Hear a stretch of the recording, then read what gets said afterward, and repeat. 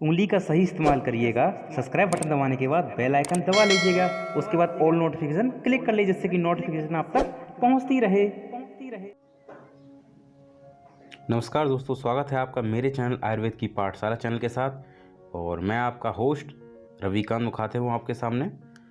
आज third lecture लेके दर्शन का। जैसा कि हमने इससे प्रीवियस लेक्चर में 2 लेक्चर कंप्लीट हो चुके हैं दर्शन से। तो दर्शन में जब हमने 2 लेक्चर कंप्लीट किए थे तो उसमें हमने क्या कहते हैं कंसीडर किया था न्याय वैशेषिक सांख्य और योग मीमांसा वेदांत, जो कि आस्तिक दर्शन थे। और आज हम बात करने वाले हैं नास्तिक दर्शन की। इसके बाद एक और आएगा लेक्चर जिसमें कि हम बिल्कुल एक टेबल समझाएंगे अच्छी तरह से, और उसमें आस्तिक नास्तिक आपको आसानी होगी। एक टेबल बनाने की भी आसानी होगी, आपको समझने की भी आसानी होगी। तो बिल्कुल अच्छी तरह इसको पढ़िएगा। तो न्याय दर्शन, न्याय वैशेषिक सांख्य, ये जो 3 हैं इनको मैंने पार्ट फर्स्ट में किया हुआ है। योग मीमांसा वेदांत को सेकंड पार्ट में किया हुआ है।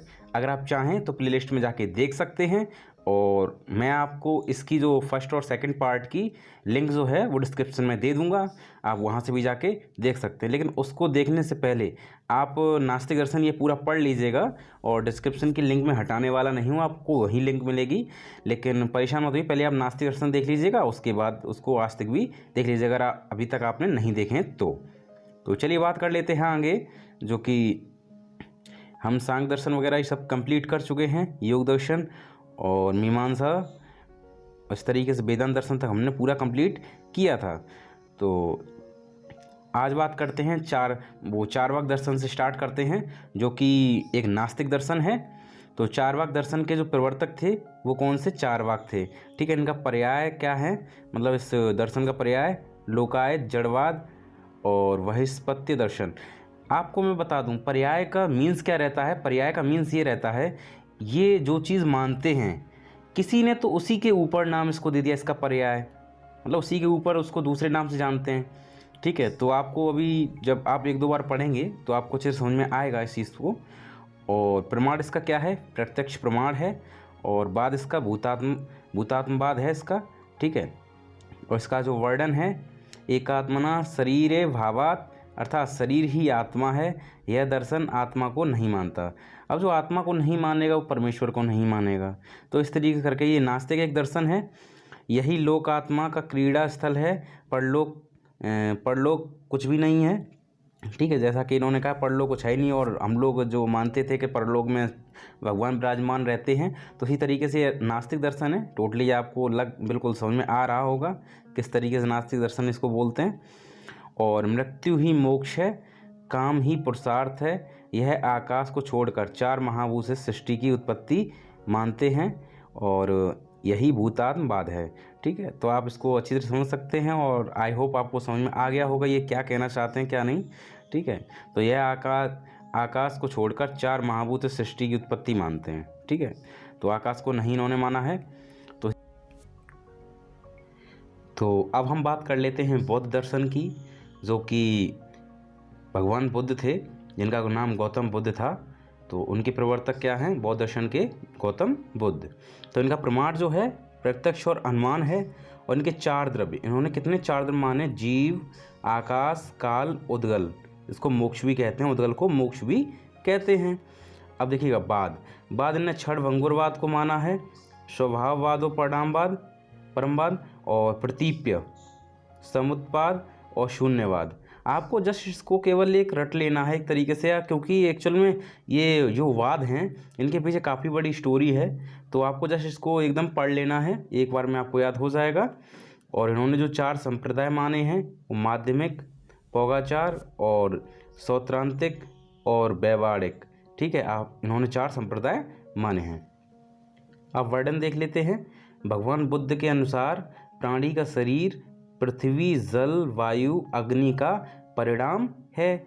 इसके अनुसार शरीर दुखमय है, इसकी निवृत्ति निर्माण में ही है, ठीक है। और जो भगवान बुद्ध ने एक, या इसको ये कह सकते हैं एक बुक थी लाइट ऑफ एशिया, ठीक है। तो भगवान बुद्ध के ऊपर है ये, आप इसको चाहें तो पढ़ सकते हैं, काफ़ी फेमस बुक है। और आगे बात कर लेते हैं जैन दर्शन की, जो कि एक इम्पोर्टेंट दर्शन है। आप इसको याद कर देखिए, पहले से इम्पोर्टेंट इस पर लगा हुआ है, और मैं भी इसको इम्पोर्टेंट ही बताता हूँ, ठीक है। तो प्रवर्तक जो थे इनके महावीर जैन थे, ठीक है, आप जानते होंगे इनको, ठीक है। तो ये दर्शन जो हैं, ये दर्शन 7 पदार्थों को मानता है। कौन कौन? जीव, अजीव, आश्रव, वंद, निर्जरा, मोक्ष और सवर, ठीक है। ये 7 को मानता है।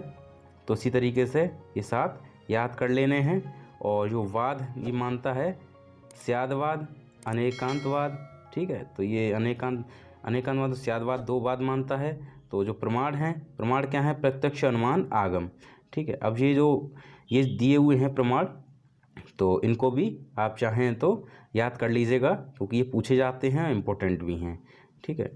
और पंच महाव्रत जो हैं, सत्य, अहिंसा, आंते, अपरिग्रह, ब्रह्मचर्य, ठीक है। और इसका जो ग्रंथ है वो कल्याण कारकम और उग्रदित्ताचार। और देखिए अर्थ इसका क्या है? जैन धर्म जिन से बना है, जिसका अर्थ होता है जिसके द्वारा जिसने राग द्वेष पर विजय मतलब हासिल कर ली हो, ठीक है।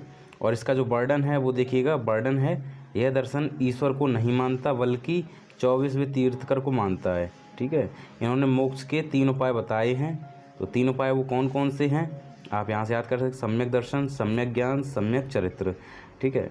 तो ये तो रहा आपका जो ये क्या नाम, जैन दर्शन। और उसके ऊपर क्या कहते हैं, बौद्ध दर्शन था।